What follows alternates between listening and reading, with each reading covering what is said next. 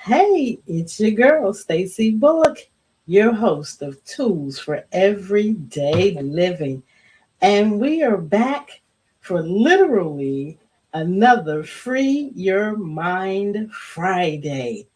Ladies and gentlemen, boys and girls, I hope you all have some popcorn, you got your paper and pencil, and you're sitting at the edge of your seat to hear what we are talking about today, mental health from a Black man's perspective. We know we can't cover all Black men's perspective, but we can definitely give you some perspective to think about.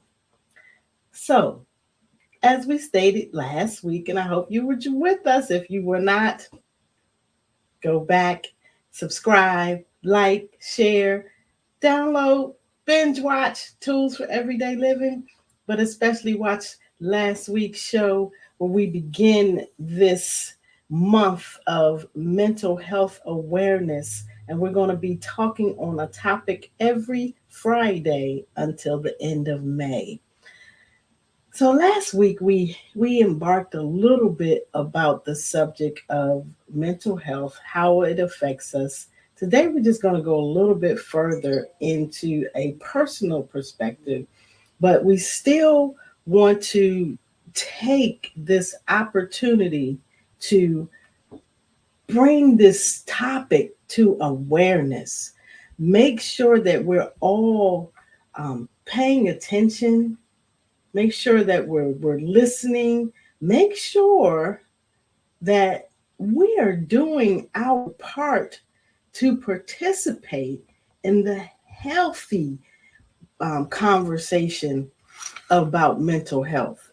There's a lot of conversations that happen and they may not all be healthy, but we want to take this time to promote it as something that is positive, something that we all can benefit from, not just a certain group of people. Every one of us who has a mind can benefit from the topic of mental health. And I believe that's 100% of these viewers watching this show right now, because if you're alive, you have a mind and it needs to be healthy. One of the clips that rolled past when we were coming on talks about why we need these tools, why we need these benefits of a healthy mind. And it will stretch widely across every area of our lives. We're going to discuss how religion and what part does it play when we talk about mental health. And I keep saying we, yes, because I have a fantastic guest on here today.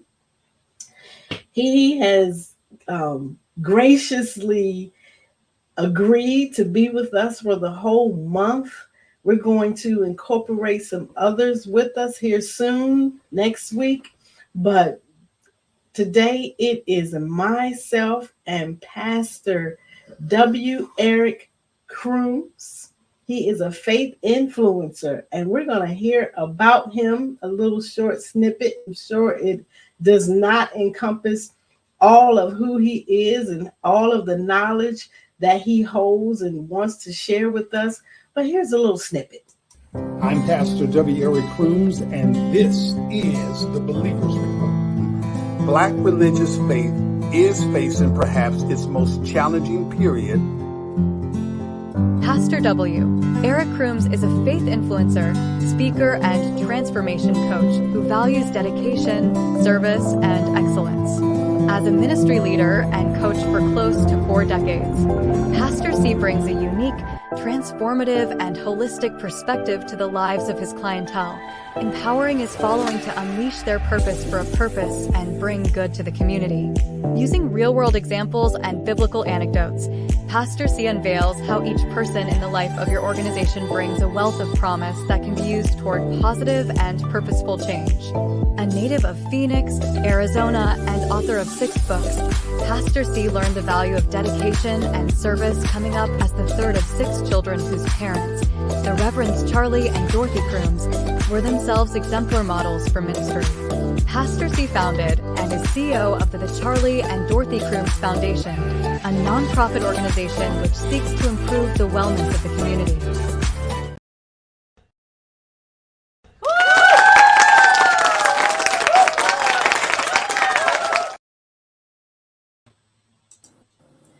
And here we have Pastor W. Eric Crooms with us.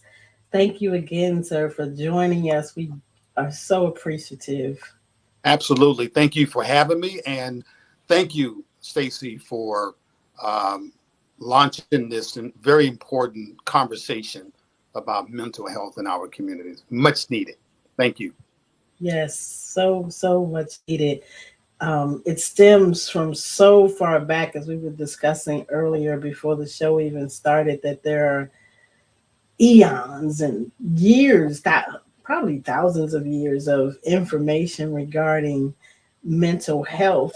But for whatever the reason, it's kind of got shoved under the rug, if you will, or shoved in the basement, or shoved in their own room, and no one to bother them in the Black community, and particularly our Black men. I want to just, start out, since I did bring up some historical stuff that is back there. Can you tell us what are some of the historical factors that have impacted, especially the Black male community? Yeah, there are so many. We discussed briefly last week about the fact that, coming up out of slavery, how our ancestors had to deal with the realities of everyday living, not only through slavery, but coming up out of slavery, not having anything but the clothes on their back, right? And they had to find a way to survive. And I think the feeling, or the for lack of a better word, the understanding that developed out of that horrible period in our history is that if you don't find a way to survive, then you are considered weak. And that, unfortunately, is one of the byproducts of slavery that has followed us up into the 21st century, where now it's a stigma associated, especially with the male, that if you are too strong, if you don't show yourself to be strong, you're considered weak. And so you have to have this hyper masculinity about yourself. So, but in terms of the historical factors outside of slavery, there were so many epical moments when faith and religion basically, or faith and mental health, I should say, basically coexisted. People were, kind of satisfied with the notion that they were created by God and they could pray, they could go to Bible study and do things of that nature. And then around maybe mid-century, during the 20th century, Brother Sigmund Freud came along, right? And he kind of flipped everything on his head about the relationship between religion and mental health. And from that school of thought, the feeling became that religion was a type of insidious, had a type of insidious impact upon mental health. And so since then, there's been this back and forth between the secular and the religious community about the validity of our personal faith and what role it plays in our lives.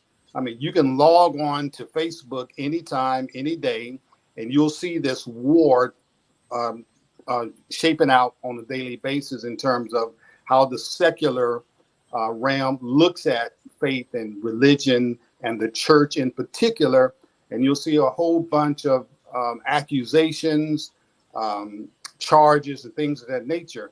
But what we are now discovering, well, actually not now, but in the last 25 years, Stacy, we have discovered some wonderful things about how faith impacts us in terms of our mental health. And I just want to remind your viewers, by the way, that I am not a psychologist or a psychiatrist. I speak from a faith perspective. And so that faith is my expertise. The way the mind works and the mental illnesses and the medications required and all of that is not my expertise. So I speak from a faith perspective on how faith informs our mental health. And so what we have discovered is that faith has a very positive effect on mental health, contrary to the Freudian school of the feeling that we weren't, that we're in some ways our mind is ravaged by religion, things of that nature, or faith in God or trust in God. But now we know that it's the exact opposite, because now several studies have found that high levels of faith commitment correlate now with lower levels of depression and stress. That's a huge factor. And also another large scale study found that that people who did not attend church were 4 times as likely to commit suicide than were frequent church attendees. That blows my mind. That when you have a well-grounded, faith-based religious system, that you are more likely to deal with the negative. You're going to be more likely to deal successfully with the vicissitudes of life. So in spite of the historical record, I think we as believers, we now have proof, and of course we ourselves are proof. The way that we live out our lives, the strength factor, the way that we treat one another, our strength in God, our belief in God, we know that faith plays an important part in our lives. And the greater your belief system, the more likely you are going to be able to move through your darkest periods. We know that for sure. For sure. For sure.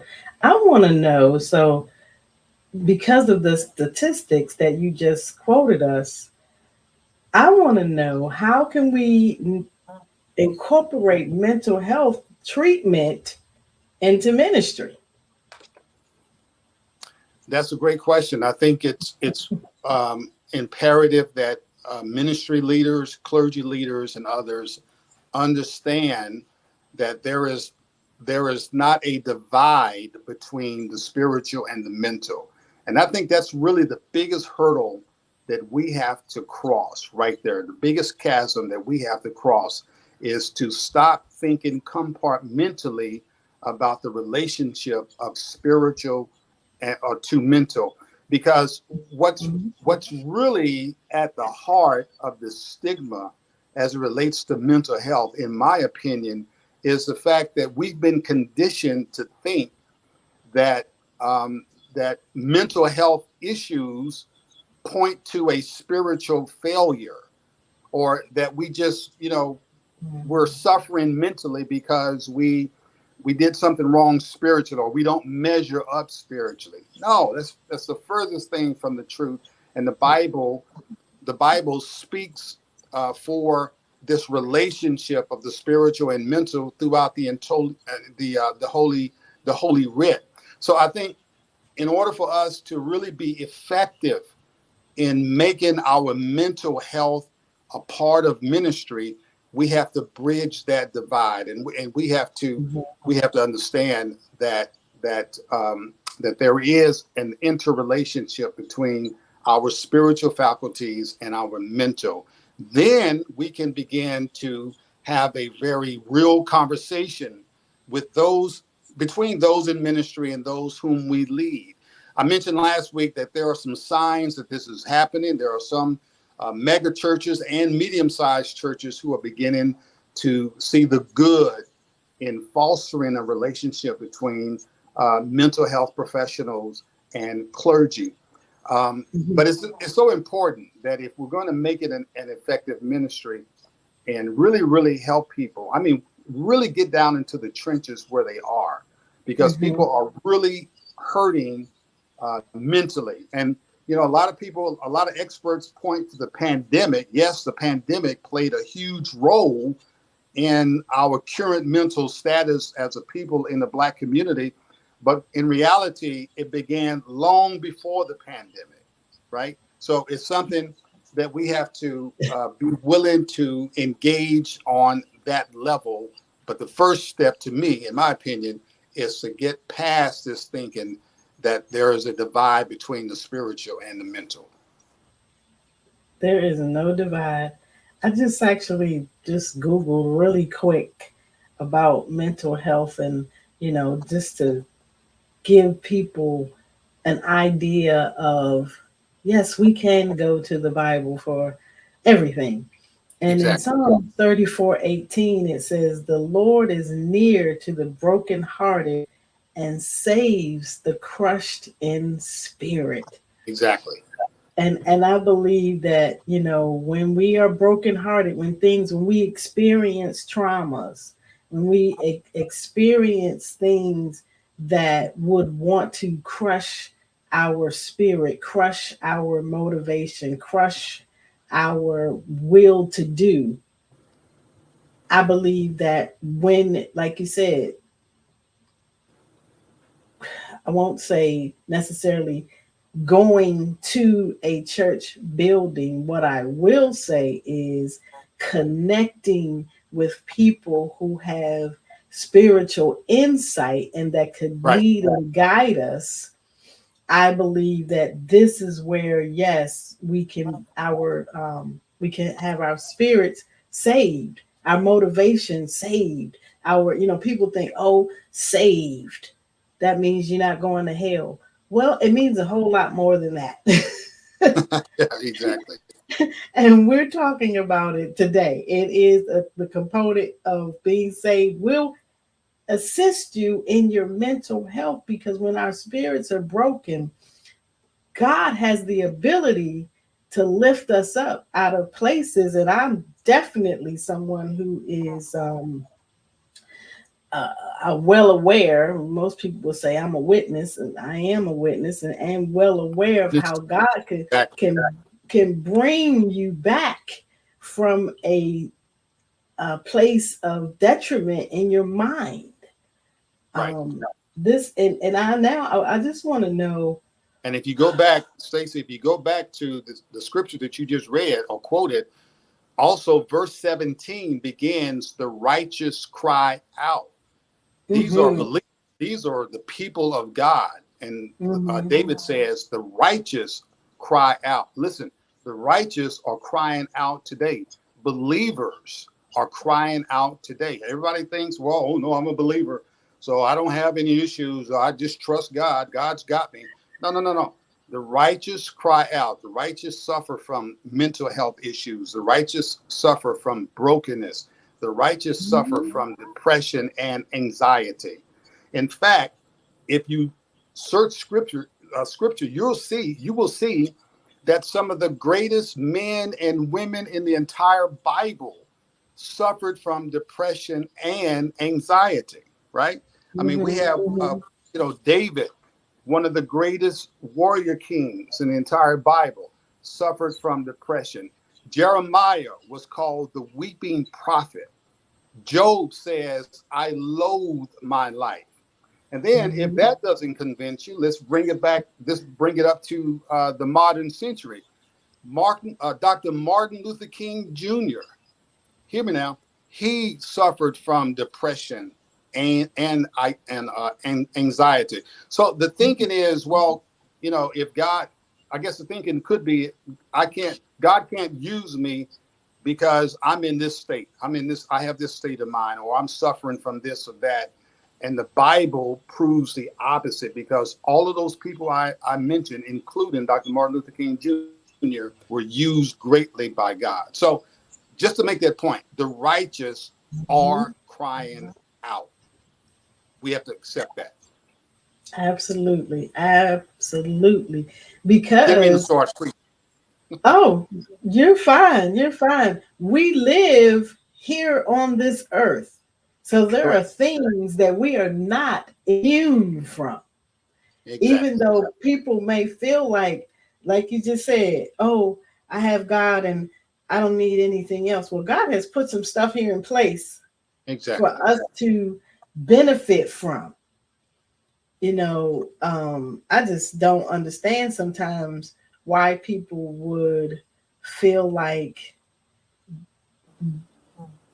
prayer is all you need. No, we need so much more. We need all of the things that are here to go parallel, as we talked about last week, parallel with prayer, Exactly. therapy, you know, exercise, eating right, sleeping right, drinking enough water.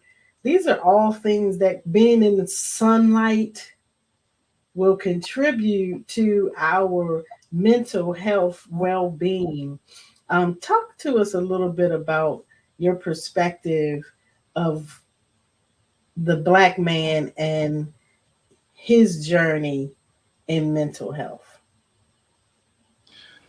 Yeah. So it's one of those issues that is at the forefront of the struggle for the empowerment of Black men in America. And I don't have to really sit here and go back into history. We all know what the struggle has been. We know what the struggle has been for Black people, period, Mm-hmm. going back to slavery.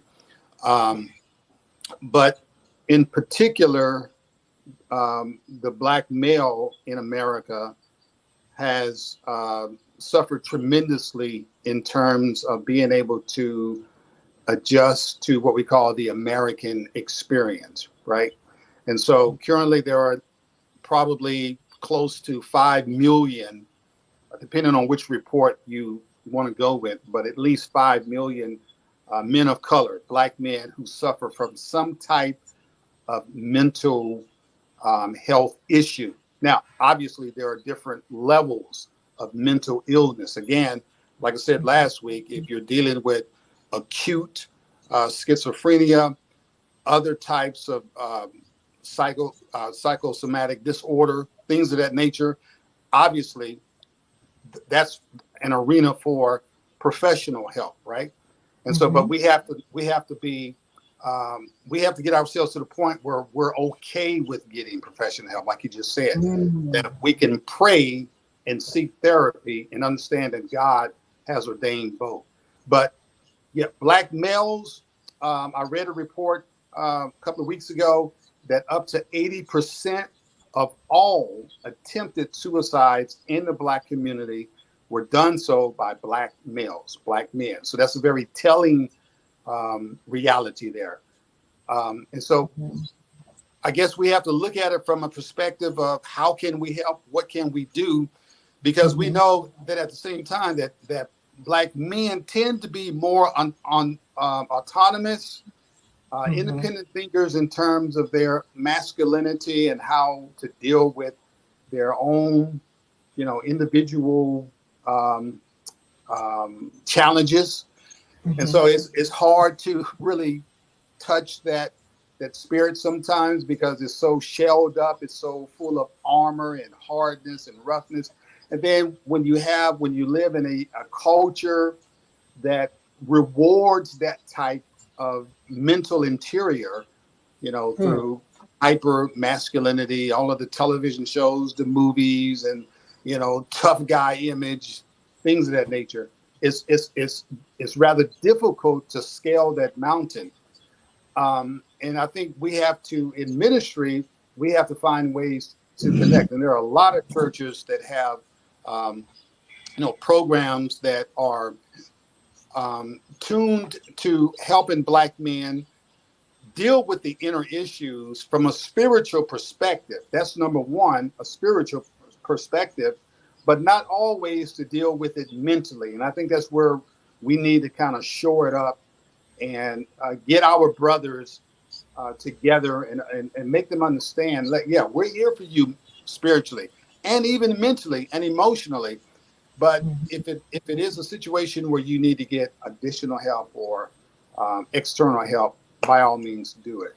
So we have to, I think, just understand how we have been shaped by our so-called American experience and understand the psychological factors that have played into that, and the social factors and the political factors. All of those things play a role. I mean, we don't like to talk about politics in the Black community a lot, especially in the religious community, but the fact is politics is one of the things that is driving us crazy, right? Just look at the current political atmosphere that we live in now. Look at the reaction, the backlash of the religious right against everything. Every step that we make as a people is being thrown back 2 steps or more, right? I mean, so it's like collectively we're facing this huge tsunami of opposition from just about every segment of American society. But then we say, well, God's got us. All we got to do is pray it away. And I'm here to say, Stacey, it ain't working. Okay. It ain't working. And I will also say that racism is the leading cause of death for Black people in America. Okay. I know that's a strong statement. It's extraordinary. It sounds foolish. But if you look at how racism has played a part in just about every segment of who we are as a people, you will agree with it, because racism kills by subjugating access to wellness and positive outcomes. You look at our people, we're at the top of every negative outcome across many sectors, and we're at the bottom of every positive.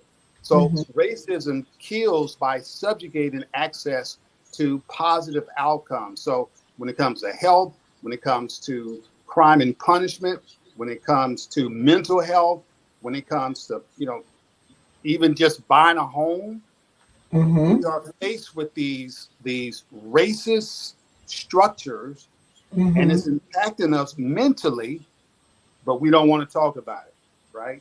Right. We'll just work our way through it, and it's not working because suicide in our community is on the rise, and it has been on the rise for quite some time. Right. I'm going to make this statement. We're going to go for a break, but when we come back, we want to talk about, just you segued us right into the next thought that came to my mind of, do you think there is a racial, economic, and social disparity when it comes to mental health, and why? But I want to share this little story. And I have tenants in my home in California. And when the family came, 2 children, wife, father, African American, the unusual standard. But something was said to me by the father that they had been looking for 2 years to get out of the place that they were in, which was not a great place in Los Angeles. Right. And it just, when you started talking, it just sparked me as to what the depth of what I was seeing in the dad when I accepted their application, and the words that he was saying to me. He said, "You just don't even know what you have just done for my family." And I was so happy that he was so vulnerable with me that when we signed the lease, he cried. Wow. Because of the impact of the, disparities that we are talking about right now had caused this family to almost implode because the dad was so stressed about finding a safe place for his family to live. Center. Yeah. Wow. And I experienced what you are what we're talking about today, and it was heartbreaking but heartwarming to know that I believe that God would use me to help this family.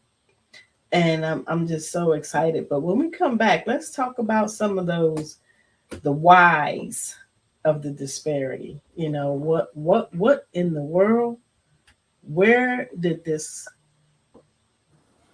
I can't say where it came from because we just brought it up a little bit, but you can just tell us a little bit more about where it came from when we come back. And Absolutely. this little segment is going to talk to us about breaking cycles. And I think we are onto something when we talk about bringing mental health awareness to the forefront of ministry, to the place where people get healed. Breaking anything is always a challenging process, but life is one big process. A large series of steps we take to achieve a specific goal. Ending a repetitive pattern that is harmful for us is something we must commit to do because we need to show up as our best self and not the trapped imposter. It is time to eliminate some weight. The weight of doubt, shame, and disappointment. Get rid of thoughts of you are not enough. You are more than enough. You can break old patterns that were not the best representation of who you are. From this day forward, begin to pay attention to your patterns of behavior and see if they line up with your goals and dreams. Make sure to commit wholeheartedly to everything you do, intentionally making sure it is beneficial for promoting your growth to greatness. Let's dismantle all cycles that discourage instead of encourage. It is time to live a life in the abundance of love and peace, which will produce healthy habits that will lead us to being our best self. Always be awesome. Resilience is necessary for all of us. It gives us the ability to recover quickly from difficulties of any kind. Psychologically, resilience is our mind's potential to cope with a crisis and return to a healthy state of mind. Resilience is the core strength you use to lift the load of life. The secret to maintaining and building to adopt a growth mindset, nurture your emotional intelligence, hone in on our problem-solving skills. We must learn from problems, take them as opportunities to grow. That's what resilience looks like. It is the demonstration of growth and maturity in every area of our lives.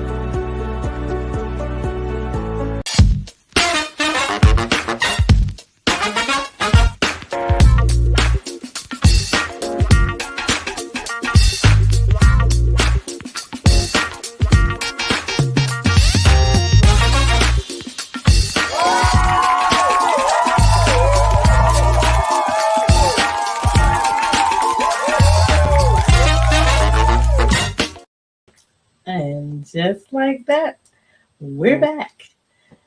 And we're going to talk about some of the disparities, this racial, social, economic disparities in the Black community that cause Black, not saying it's not the only cause, but it contributes to the mental health of our Black men. Because I know for sure that when men feel like you can't provide for your family or you can't, get to where you want to go, it affects you all mentally and differently than it Correct. does a woman.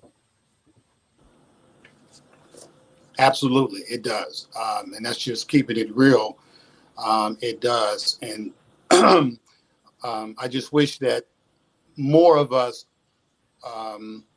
knew and accepted that fact, and to know that we are in this together as Black men and Black women in America, and that what has happened to one has negatively impacted the other, and vice versa.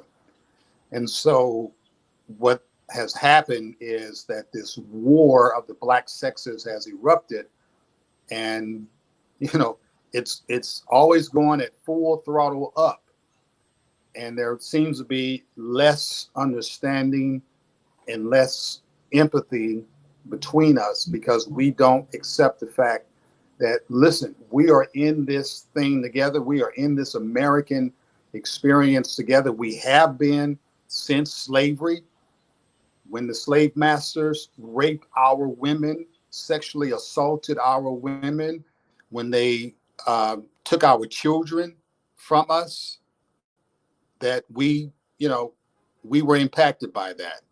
So, as I said earlier, racism kills by subjugating access to wellness and positive outcomes. So as that reality has continued, what we have seen is a whole bunch of maladies that has resulted. And I mentioned it, a few of them earlier, but it's our mental health, prenatal care, healthcare in general, our financial well-being, affordable housing, and the criminal justice system. So we have to understand that this estrangement began very early in our sojourn in this country. Very early. Very early, like from day one. Yeah, and what happened, Stacey, was that we, as a result of coming up out of slavery, again, the backlash. I talked about the white backlash, which has been evident in just about every generation of Black folk in this country. There has been a corresponding societal and cultural backlash against Black progress. So this detachment from the medical establishment also began quite early in our community, where we just didn't trust them. But at the same time, through segregation practices, Jim Crow, etc., and just by enacting different types of laws, we were restricted from a lot of this access. And so then you have the result of what I call Black paranoia, which was well grounded, right? Because, think about the Tuskegee experiment, where they were actually experimenting on Black men. And think about how that has traveled through the generations and on up to this 21st century since it happened. Okay. And so that has garnered a detachment from the medical establishment, along with the fact that we were denied access. So we have to understand that history and deal with it the best way we can. But I think, if you ask me, are things getting better? We've made progress, but there's still a lot of instances where Black people suffer access or denial of access to the mental health establishment.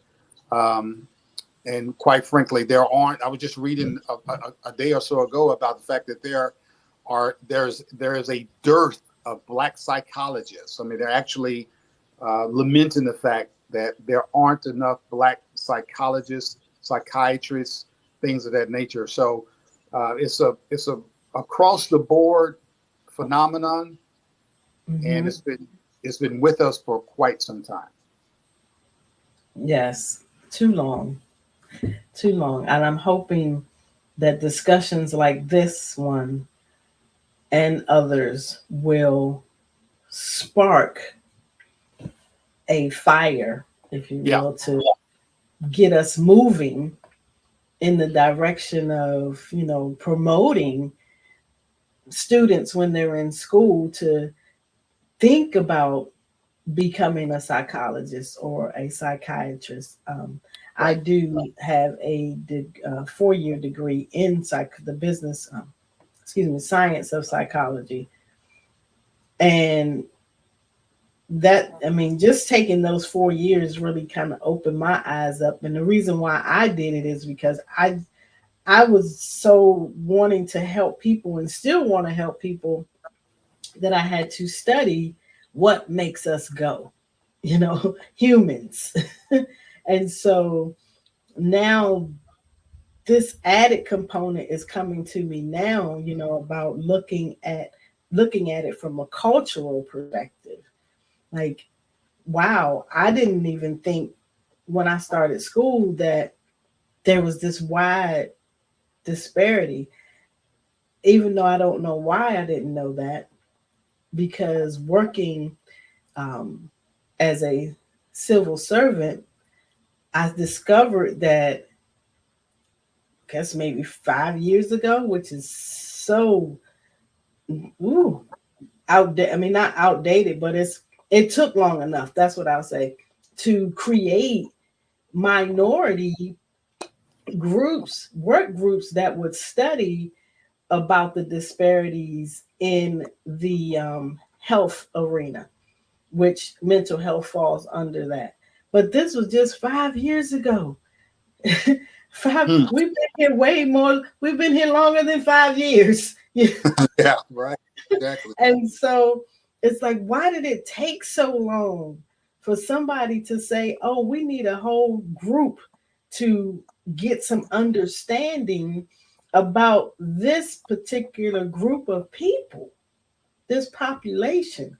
I think it's so sad, especially when it comes to our law enforcement, because that's something that the agency that I'm a civil servant for look at, and we do trainings for law enforcement to help them understand when someone is having a mental crisis. Right. Why is that not already incorporated in in their training that they have to take to become a police officer? Institute a major component of mental health, what it looks like. And I think that, there may be some people still alive today, if someone had paid attention to, this person is not belligerent or drunk or, about to cause harm to another person. They are having a mental health crisis, and they cannot determine what they're doing is wrong. And so I'm almost got like you just now. Excuse me for getting a little getting a little hyped up, but it just bothers me to know that people would allow a race of people to go so long without the care that is needed, and now we have whole communities that are being filled with so much death and violence and economic insecurities and food insecurities, housing insecurities, that people are losing it. Because the mind, it's a delicate place. Yes. It really is a delicate place. And what do you think that we can do right now? What can we do right now? That's always the relative question. What can we do right now? What can I do today? How can I give? Well, first of all, we have to understand that we can do something, and it's going to take a village. I think we have kind of moved away from that whole village concept in our community, because I can sit here and I can reference the general society in terms of how we've been treated, the racist structures, things of that nature. But on the flip side of that, as you say, what can we do right now? So one of the things we can do is we can begin, and I'm speaking again from a faith perspective, and I think the faith community, clergymen, laypersons, and ministerial leaders, We can give leadership by doing this. We can collaborate with mental health organizations. As I said earlier, there are signs that is beginning to crescent, but we need more of it. I think I also said, I asked a friend of mine just a basic question. I asked her, well, does your church have a wellness ministry? And she texted me back and said, no, we are a very small church. Everybody wears a different hat or something along those lines. And to myself, I said, well, even a small church, I don't care if it's 5 people, 10 people, every church of color, every Black church in our community, in my opinion, needs to have some type of wellness ministry. Now, we can say that, you know, just going to church is a wellness ministry.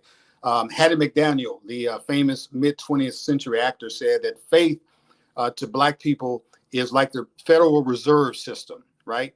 But we need to have something, even if it's a small church or a mega church, and I know that many mega churches probably do offer some type of wellness ministry, but there should not be a church open in America, in Black America, that does not have a wellness ministry.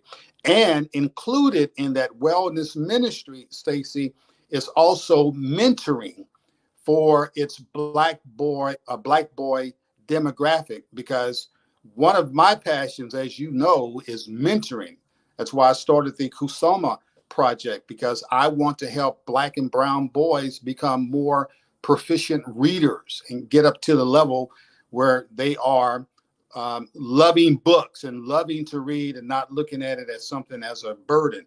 So that's the number one thing we can do. We can also, as I said, we can launch wellness and mental health ministries. We can intervene, back to the Black boy demographic. We can intervene in Black boy mental health. One of the shocking statistics that I ran across recently is that the age group of 15 to 24 Black males is the fastest growing demographic for suicide or suicide ideation in the Black community.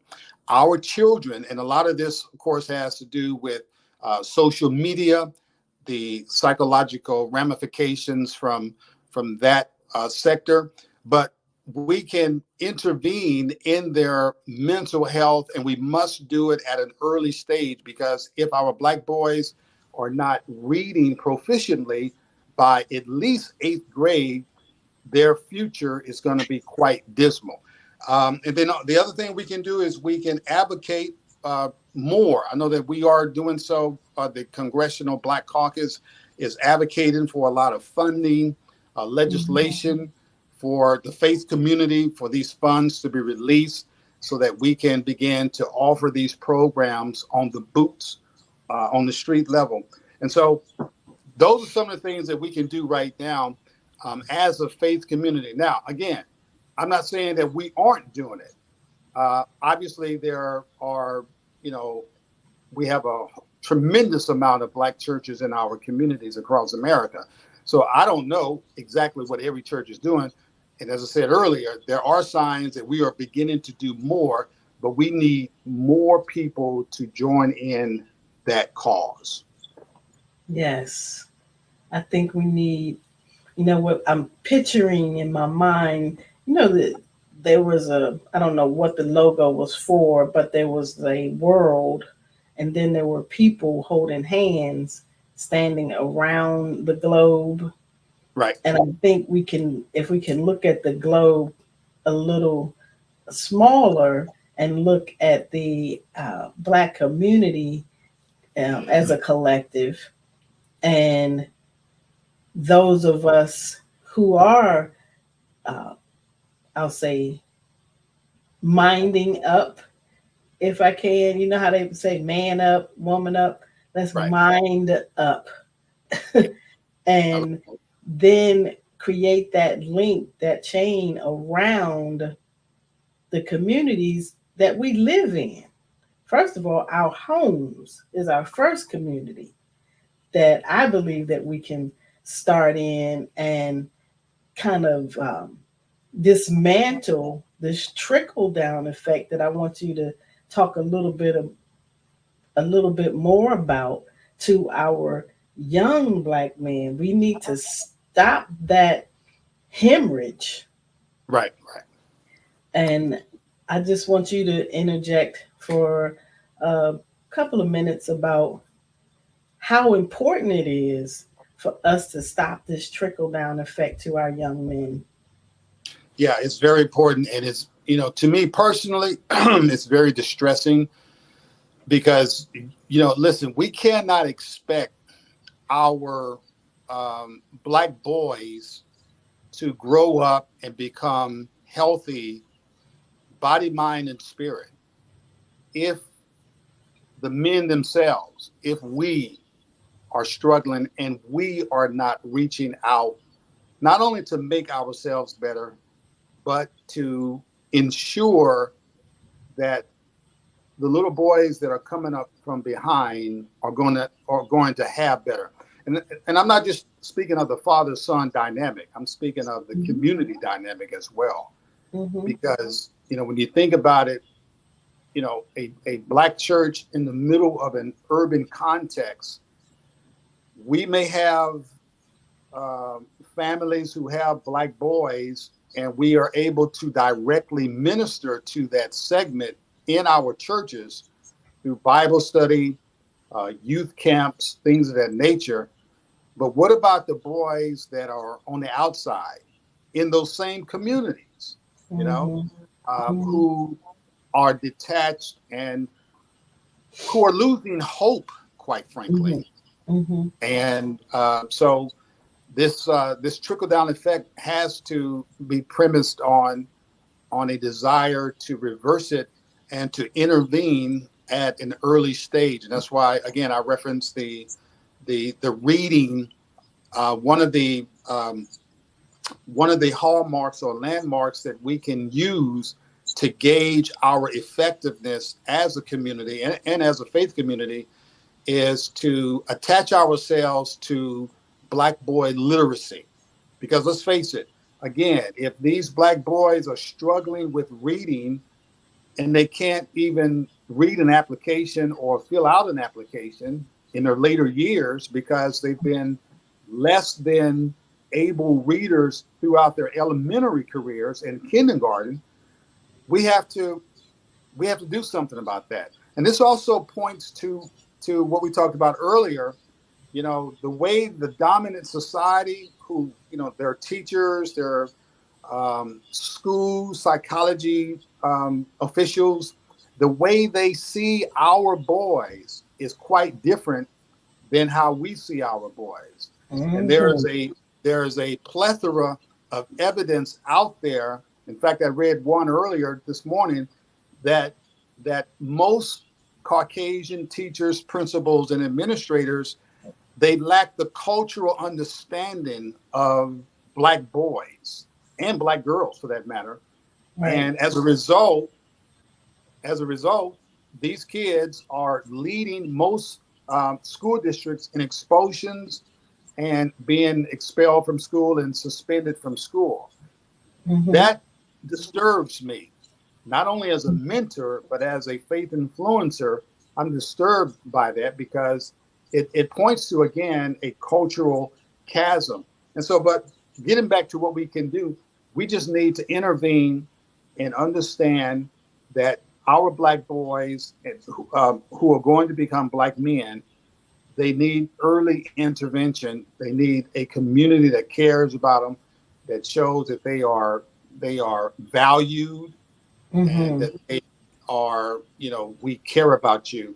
I think it was Frederick Douglass who said, or if I may paraphrase him, that, don't wait until the boy becomes a man to minister to him, because by then he's going to be a broken man. So we have to get them in the early stages and reverse that trickle down, that mental health trickle down effect that we see happening.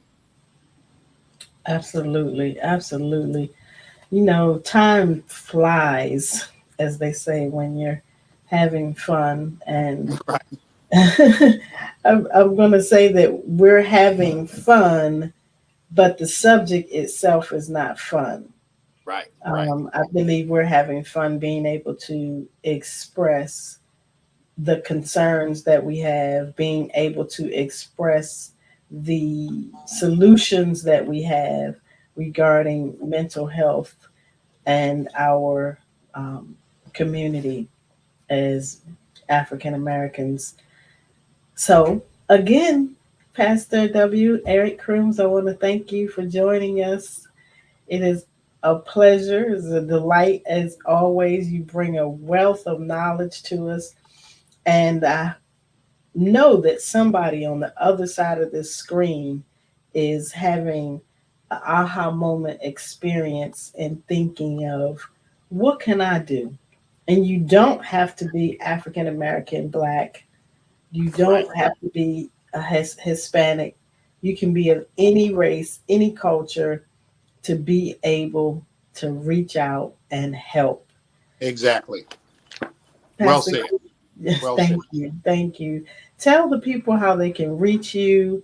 I know some people may have questions that they just don't want to put on a major chat of thankfully 23,000 viewers right now, probably more by time we get finished with this show. But give them your information so that they can reach out to you as a faith influencer. Absolutely. My website is pastorwericrooms.com. My email is info@pastorwericrooms.com. That's CROOMES. On Facebook, I just launched a special page called Black Men Mental Wellness. Feel free to reach out there. In fact, I would love to hear from brothers on that page, Black Men Mental Wellness on Facebook. We are committed to the mental, emotional, spiritual, and physical well-being of Black men across the diaspora.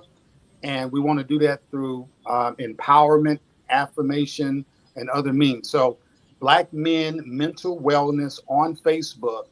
Would love to hear from you. Thank you. Thank you. And thank you, viewers, for joining us for another Free Your Mind Friday on Tools for Everyday Living. We are here at 6 p.m. Central Standard Time, and we look forward to seeing you next week. Remember, always be awesome. Amen. Have you found yourself wondering, what is my purpose? Why am I here?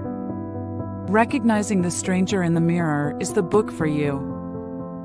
It helps us to unravel the mystery of who you really are, revealing your life's passion and why you should unveil the real you to the world. We need you. You are valuable and necessary for those who are connected to you. Do not be afraid to peek in and discover all your gifts and talents to share. It's real freedom when we reveal our authenticity. Stacey Bullock is a 2-time best-selling author, transformational speaker, and host of Tools for Everyday Living TV show. She is committed to igniting resilience, personal transformation, and building life skills of her audiences and clients. The author of 2 previously written self-help books, Beaten Oil and Regain Power Through Resilience. Don't let your brain go numb. Stacey imparts lessons that teaches readers to utilize their light as a guide for others and discovering inner strength and resiliency to bounce back when life throws curveballs. Stacey may be reached for speaking engagements, leadership and employee training, and life skills coaching via her email at stacey@powerandresilience.com.